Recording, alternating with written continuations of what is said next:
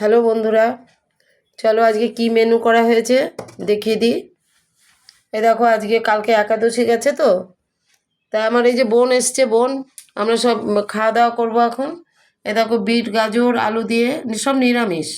এটা একটা ভাজা হয়েছে, পুঁই মিচুরি এসব দিয়ে একটা ভাজা হয়েছে। হ্যাঁ, একটা পনিরের তরকারি। আর এই দেখো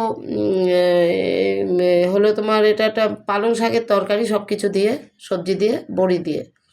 এটা ফুলকপি আলু বড়ি দিয়ে। ঠিক আছে, তা যে দেখতে থাকো, ভালো থাকো, সুস্থ থাকো। তারপর কি বলবো, এই পর্যন্ত। টাটা। টাটা। কি বলবো? তারপরে কি বলবো? তারপর টাটা।